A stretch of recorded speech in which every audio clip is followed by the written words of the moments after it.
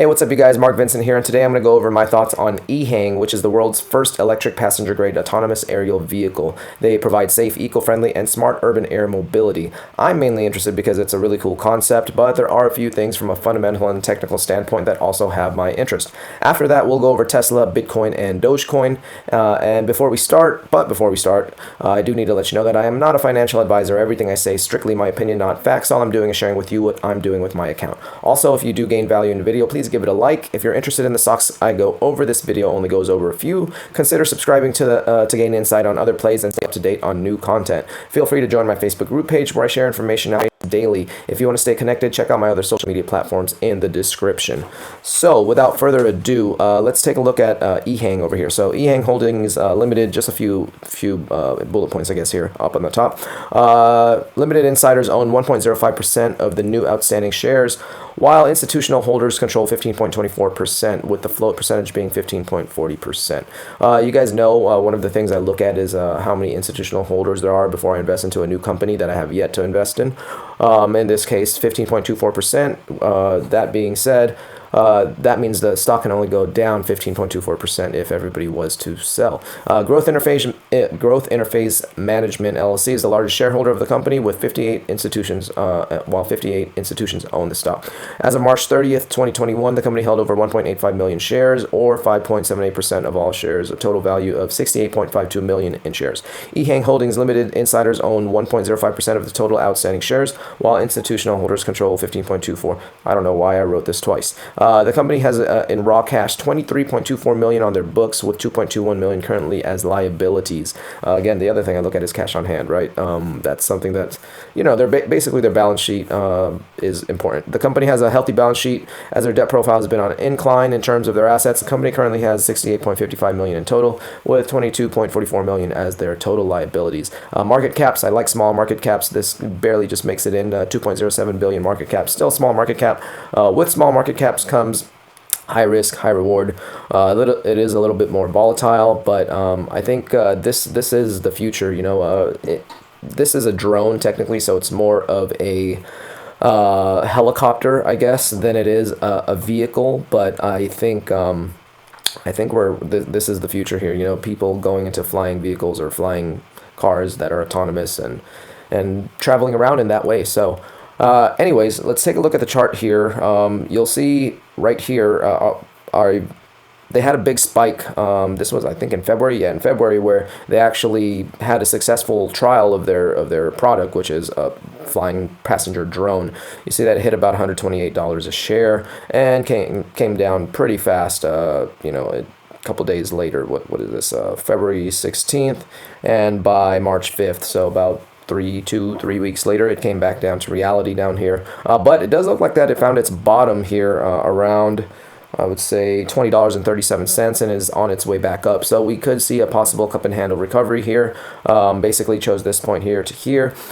Pretty bullish on this, but it is more long term. This isn't a quick flip, as some would say, but long term, I really do see our future going this direction. So I see a short term line of resistance here. So once we hit this point, I think we will see some resistance, and then possibly continue climbing from there.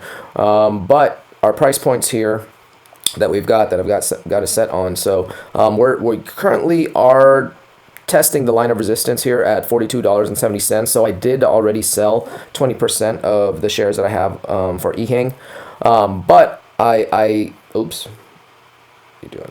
I sold 20%, but I do see it continuing to go up. I just think it's gonna come more towards right here, where I'll actually rebuy some. So right here at $32.74, we have that buy, sell, or hold point, and I think there's a chance that we'll hit about $32 beforehand. So I will buy again, and hopefully it follows this possible cup and handle recovery here. Here it does look like I said, it found its bottom. So we have a parallel horizontal channel here, actually, that I think it's going to stay in for at least a few days before we might see a parabolic climb. Just a really cool concept. You know, this company's it's not new, but it's fairly young still. So we'll see what happens, but if it reaches this our line of support here at $23, I will pick up some more. Definitely will always pick up some more if it touches our horizontal line of support here. And then, yeah, our yellow brick road, our bullish line here is at $103, where I will probably sell more than 20%, just because I don't think it's going to sustain those numbers for long. I think we'll recover and maybe see some kind of down, descending trend line. Probably test around the 50-ish range, probably right here, where the previous or the current line of resistance is short term. At least I think will be around here once we hit up here. But let's move on to the next one. I think Tesla needs to do something like this, which is why we're going to go over it next. Flying vehicles, right? If Musk would say something about flying vehicles for Tesla, I think that would just skyrocket. But anyways, that's the future. I see it as the future. So anyways, let's move on to Tesla. Real quick here, just a few more bullet points here. Gravity Inc. CEO Moshko talks transforming New York City's iconic yellow cash cabs to yellow Model Y taxis. That's crazy. I think that's really cool and really bright for Tesla. Tesla's had quite a bit of volatility lately, just going down. They haven't really given too much news out other than their new Plate S vehicle, which is going to be like the fastest production vehicle ever. Anyways, Tesla Chief Executive Officer Elon Musk tweeted on Sunday that electric car maker will resume allowing Bitcoin transactions when miners verify transactions use more renewable energy. When there's confirmation of reasonable 50% clean energy usage by miners with positive future trend, Tesla will resume allowing Bitcoin transactions, he said in a tweet. Yeah, Musk is definitely working with Bitcoin, I'm sure, to try and be cleaner. But with that said, let's look over the technical analysis. What I've got for Tesla, this is definitely one of my favorite stocks for 2021, as I said back in December. It's one of 5. So right now, there's not really any patterns going on currently. We're positioned pretty well at $488 a share. We did lower our average cost quite a bit, and 559 is where I do want to pick up some more shares of Tesla. As you can see here, we're just kind of in the middle right now. We're 653. I think might be a little bit high. Let's go 644. 645, 644, 645, where we'll see what's going on. I'm probably going to be a steady hold even if we reach this point, but we are staying in this long-term channel that we've got. Tesla's been pretty consistent with staying in this channel. It did break out over here back in January, but it came back down to reality. We did see on the last video, these are pretty much the same numbers still from the last video that we made, but it did have a little cup and handle here, and then we saw it decline quite a bit. So now it's just staying in the channel. There's not really anything crazy going on with Tesla, but 559 is where I do want to pick up some more. I will resell again at 732, and then at the 822 range, I'll sell 20% of my shares.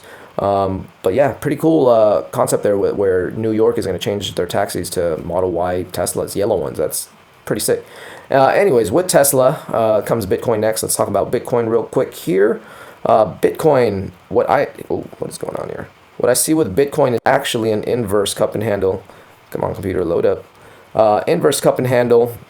We already have the cup. We already have the handle, and I do see some potential upside here, where Bitcoin could hit above the 50K range again. You see, it's got a little bit of a spike today, actually. A little bit of a spike today, not much, but crypto is up today significantly, actually. But Bitcoin never touched down to our buy range down here at 21 grand. We did touch the 30K. Where is it? Yeah, $30,231. It did touch down to there again. So I did buy some more. It went lower than our 32,000 point here, but I did buy some more just because I saw this inverse cup and handle pattern happening, and this is a bullish pattern. So I think we're going to see some potential upside with Bitcoin. $55,000 a share is where I plan to, or a coin, I'm sorry, 55,000 a coin is where I do plan to sell 20% of what I've got. And then I'm going to sell another 20% here when we reach about 43 grand. Actually, I might not sell. I'll probably hold because I do see us reaching 55. So I'll just sell at this point, hold on to everything I've got until then. But I was hoping for it to touch down here in 21, and we never did, which, that's fine. 25 definitely would pick up some more because it's pretty close, but I did get some more when it hit 30, so I got lucky there. Yeah, let's hopefully we see some upside here with Bitcoin, but it is making a nice little inverse cup and handle. Now, my favorite, DOGECOIN. Dogecoin. Let's see what you guys got for Dogecoin. Let's see what we have here. Dogecoin has still been performing pretty well. It's been on the downside, but what I do see here is we've got this symmetric triangle forming, which is another bullish pattern. Dogecoin, like the other cryptos, a few other cryptos today, did see a bit of a climb today. I've been saying 25 cents for Dogecoin, and a lot of you have not been thinking it's going to hit 25. It's hit it, I think, 2 times now since I've said it. It's probably right here and right here. It's hit twice. Do I think it's going to hit 25 again?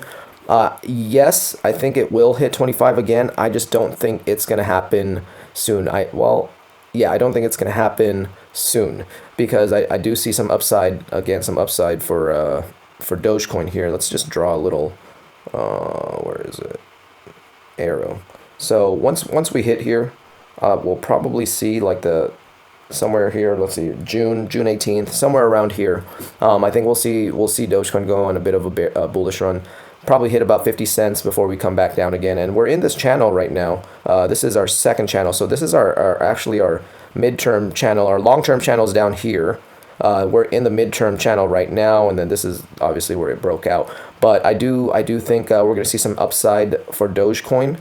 I'm thinking about 50 cents will be the top right here, so 49 cents. So remember, give yourselves a buffer, a 20% buffer from these price points if you are following these price points. So like right here, 24 cents is where I had my buy set, but 28 cents or somewhere 20% above that price is also where I consider maybe buying that 20% back.